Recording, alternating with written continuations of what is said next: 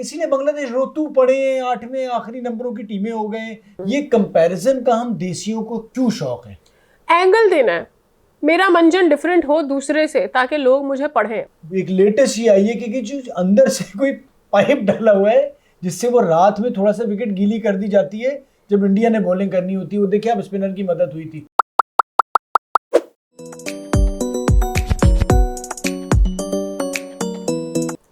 Hello and welcome to लबाड़ा shot. मैं हूं सादिया साहब और मैं हूं फवाद मुस्तफा।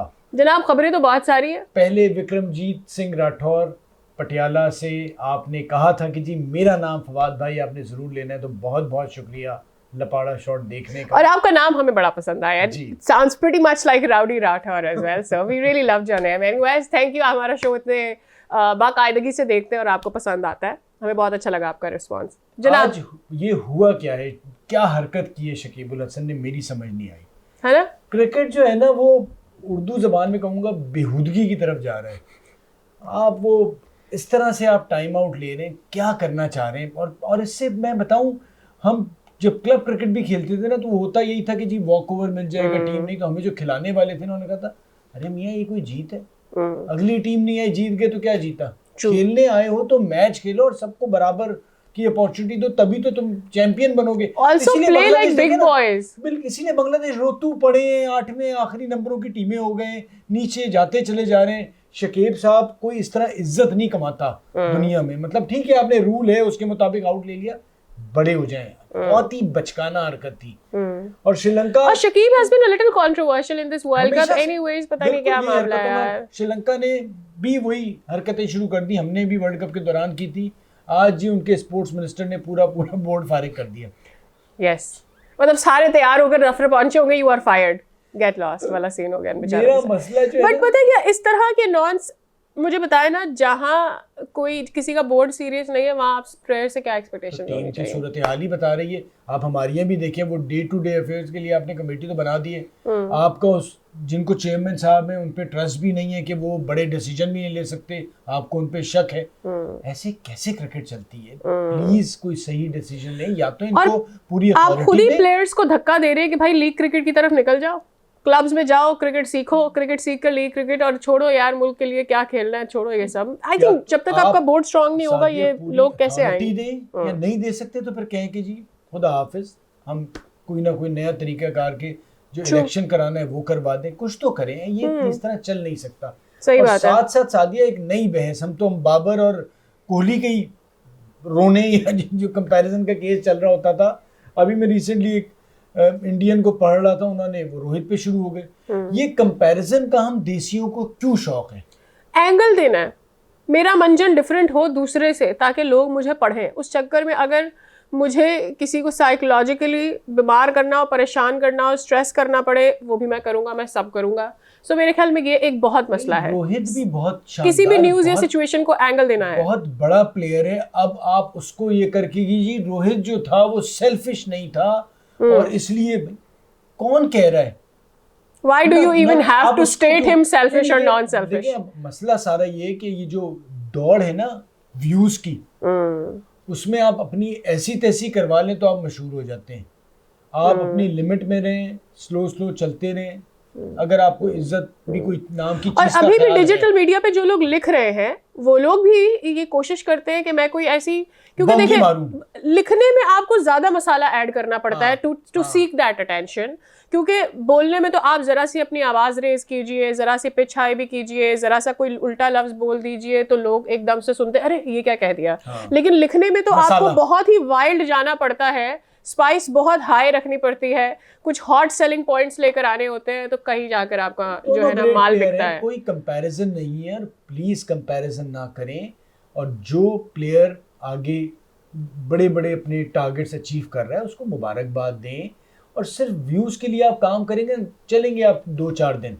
आपने अगर लंबी रेस का घोड़ा होना है ना तो आपको मेहनत करनी पड़ेगी और हल्के हल्के चलते चले जाएं, वरना आप आएंगे और चले जाएंगे। बिल्कुल आइटम नंबर देखा ना फिल्मी, उसमें आपने बॉलीवुड के हवाले से बात कर रहा हूँ गानों में, आइटम नंबर फवाद भाई का बहुत फेवरेट आइटम नंबर लफ्ज है। आइटम नंबर ना बने, बहुत सुकून से काम करें और लंबी इनिंग्स खेलें, लंबी बारी करें।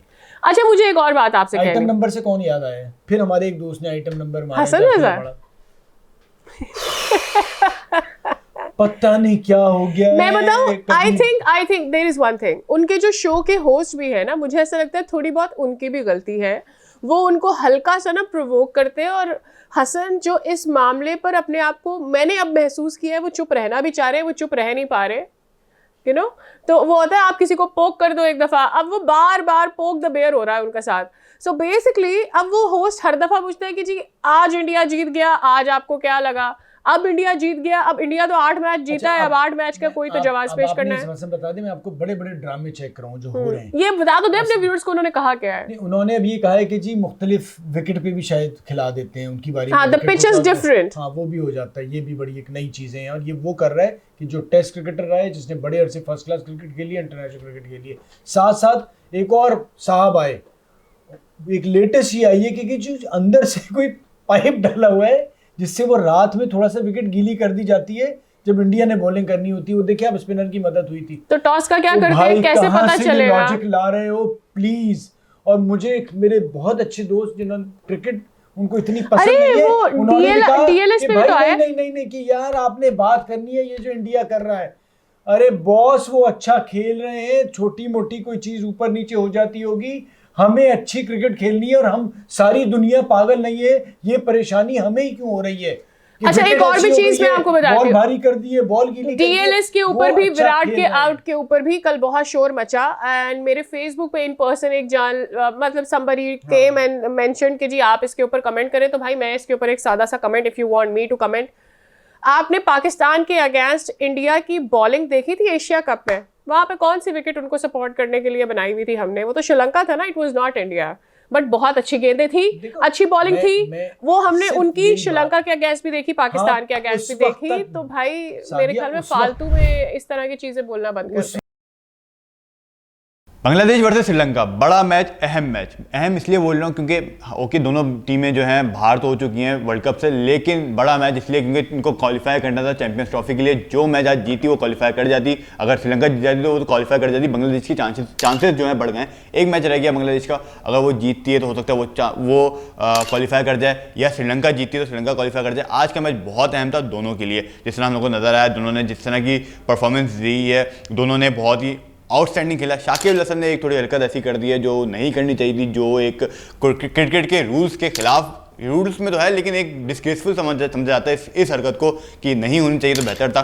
बहरहाल आज का टर्निंग पॉइंट, हाँ 2 आउट हो चुके हैं बांग्लादेश की, श्रीलंका ने अच्छा टारगेट दे दिया था, बनाना मुश्किल था, लेकिन टर्निंग पॉइंट हुआ था जब बांग्लादेश के एक बड़ी पार्टनरशिप लगी शाकिब अल हसन और शंतु के दरमियान, और वो मैच जो है टर्निंग पॉइंट था क्योंकि ऑब्वियसली उन दोनों ने इस तरह की प्रेशर बिल्ड किया। शाकिब ने भी जो है 80 से ज़्यादा रन करे, शंतु ने भी अच्छा खेला, 90 की 100 किसी ने नहीं करे, बट ये होता है ना, पार्टनरशिप मिल जाती है, एक अपॉर्चुनिटी मिल जाती, नजर आ रहा था कि यहाँ अब जो है मैच की तरफ जा रहे हैं ये लोग, बांग्लादेश जो है जीतने की तरफ जाएगी, और वही हुआ। टर्निंग पॉइंट यही था कि जब जिस तरह शंतु ने खेला, शाकिब ने खेला, स्कोर जो है स्लोली बढ़ता रहा। हाँ आखिर में जो है थोड़ा सा मैचेस मुश्किल हो गया था, अगर 1-2 विकेट और गिर जाती, क्योंकि 7 विकेटें गिर चुकी थी बांग्लादेश की, 1-2 विकेट और गिरा देते श्रीलंकन, तो ये मैच जो है श्रीलंका के हाथ में भी आ सकता था। बट स्टिल एंड में मैं ये कहूँगा कि जिस तरह की बैटिंग शंतु और उसने शाकिब अल हसन ने करी है, आई थिंक वो पूरा मैच का टर्निंग पॉइंट था बांग्लादेश के लिए, और बांग्लादेश जो है ये मैच आसानी से जीत गई।